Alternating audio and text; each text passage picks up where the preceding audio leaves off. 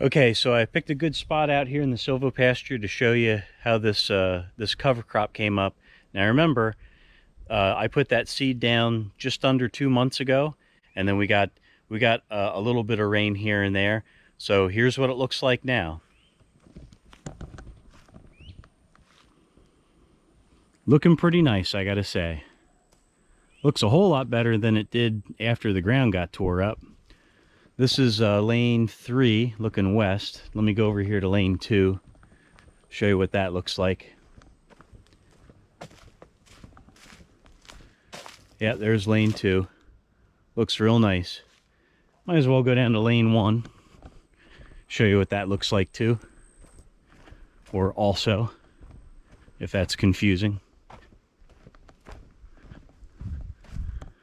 Lane number 1. Real nice. Now if I turn over here to lane 1 east, you'll notice it's not coming in as heavy, and that's simply because there's a lot more roots that are still in the ground over here. There's more leaves, there's more pine needles. Basically like a light sheet mulch is still on the ground, and we didn't want to dig the ground up too badly over here on the east side of lane 1 and lane 2. Lane 1 wasn't touched hardly at all. Lane 2 was done some, but it was going to be very difficult to do a lot of fine-tuning work on it. So you can see the green coming in. It's not super substantial, but that'll get better over time. But the rest of these lanes are looking real nice. And this spot out here, near this oak tree, this is really coming in nice now. One of the things that's indicated by this grass growing is where the sun shines, and some of the small microclimates and micro conditions where we may decide to plant other plants that don't like sunlight. So you can see, like right here along the edge, you don't really have a whole lot of grass growth. In underneath here, you can see there's a good sheet mulch of leaves, and there's still the remnants of the palmetto mulch that's in here, so you don't have a whole lot growing right in here. But overall, I gotta say, I really am thrilled with how this has been coming in. And what'll be more amazing is when we really start getting the frequent rain to see what this is going to turn into. I mean, I'm actually surprised that the grass came in as nice as it did, and it's going to come in even better yet. In fact, one thing I might do is, once a lot of this stuff goes to seed, and I can tell already, you know, here you can see there's quite a bit here that's going to seed. I'm going to probably come through here with the push mower at least and give this a good mulch mowing, and that'll help to propagate more grass growth than what we already have here. Did I happen to mention I'm really happy with the grass growth? Now, I said it didn't rain much, but I want to make sure that you understand that when I say that, I mean it probably has rained an average of maybe an inch a month. Yeah, I'd say an inch a month over the past close to 2 months. So it's not like we hardly got any rain at all, but for what we're generally used to, that's not a whole lot. Let's just take a quick sneak peek over here at lane 6 and 7, see how they're coming. Yeah, lane 6 is looking pretty nice. Now you can see here, there's still kind of a layer of sheet mulch from the palmetto. That's why that's not growing in a whole lot. And this area here was actually disced up, so this is coming in nicely. You can kind of see right here, that's where the original grass growth is. This is where the new stuff's coming in. Let's see, lane 7. How are we looking, lane 7? Well, looking all right. Back in here, doesn't look like it's growing in nearly as hardy. But over there, that's looking real good. Yeah, I venture to guess these areas here are, well, they're probably going to grow in better once we actually start getting a lot of rain. I got to believe that. I hope so. I don't know. And it looks like something was digging over here. Might have a gopher turtle down there. I thought Uncle Paul came over and dumped some of that that like fill dirt, but that's not fill dirt. That's I think a gopher turtle made that. That's a nice size hole.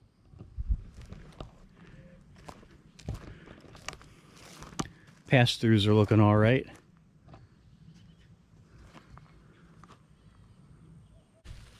On the last video, I mentioned that our pond was really low because it was so dry and that it usually grows grass. We'll take a look at what our pond looks like right now.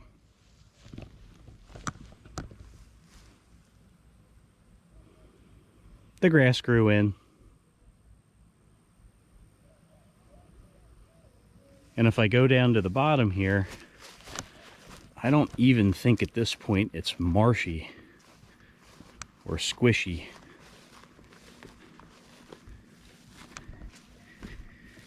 Yeah, I mean the soil, you can see that soil kind of has a darker color down here.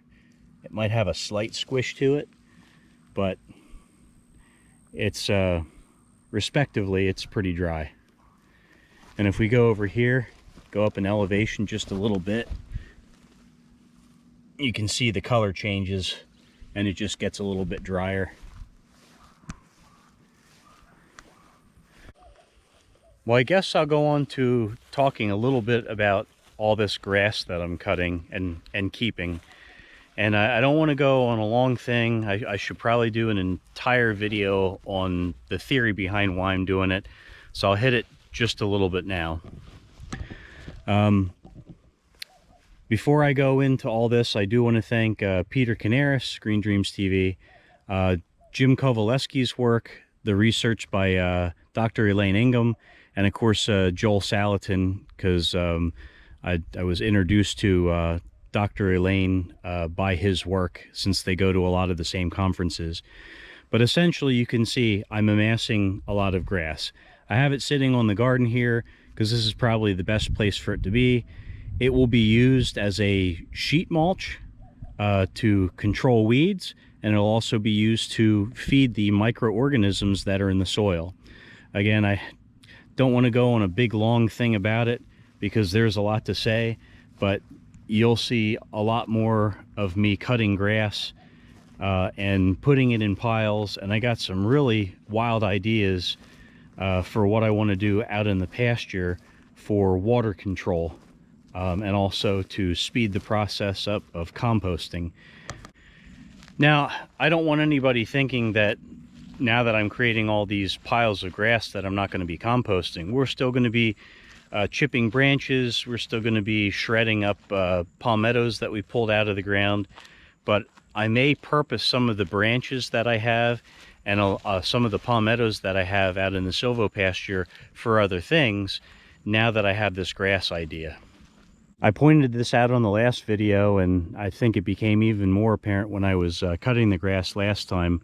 So we had the chicken fence out over here quite a few months ago, even before we went to Pennsylvania.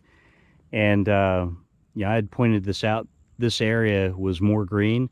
It's hard to tell where we cut the grass that it's more green, but distinctly when I was running the mower through this area, the grass was so much more thick and lush than, say, like way over here where we didn't have the chickens. And even over in here, you can tell the grass isn't quite as green. This spot here, it's been, I believe, at least 4 months since the chickens went over it. Might be hard to see on the camera, but this was the path that their shelter mobiles followed. So as I walk, you can see there's patches where those wagons sat. It kind of thins out around them. Can you see that while I'm walking? Maybe you guys can comment on YouTube and let me know if you can see this on the video or not. I can see it. I'm out on Boot Heel Road. It's the county road that runs in front of our place. So normally the county mower comes along through here.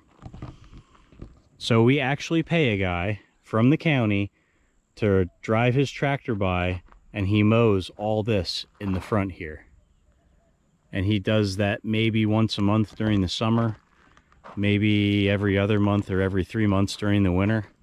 So I came out here and went from property line to property line and mowed this, and I got, 2 big wagonfuls of grass. So I'm going to be doing that from now on. So I just have to make sure that I cut this grass before the county mower comes through.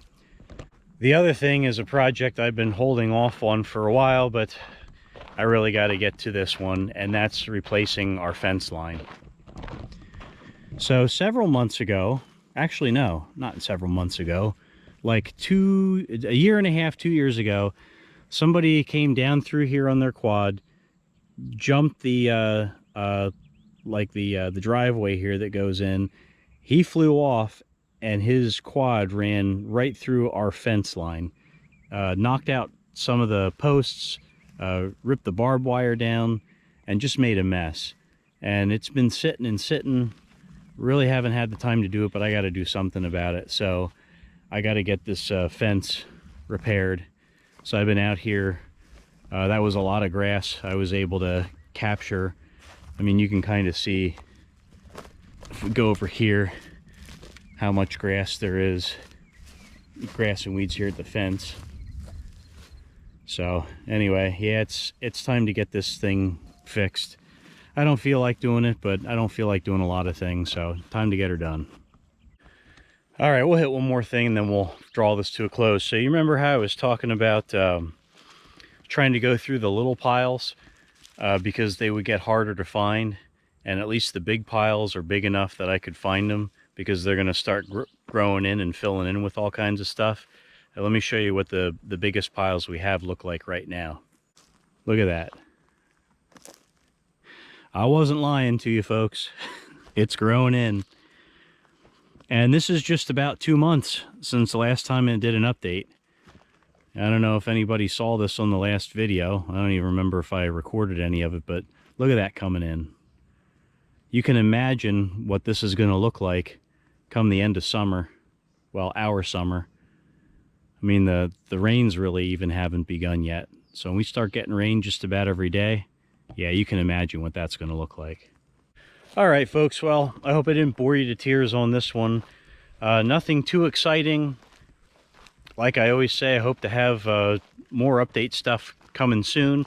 I would like to definitely check in with the chickens and show you what we're doing at Farmer Dave's, because I haven't done an update there. So maybe I'll get down the road and show you that process. See how many times we've moved the chickens so far. But that's going to be it for now. So if you got any comments, concerns, or what have you, just reach out to me on YouTube. And that's going to be it. Thank you for watching.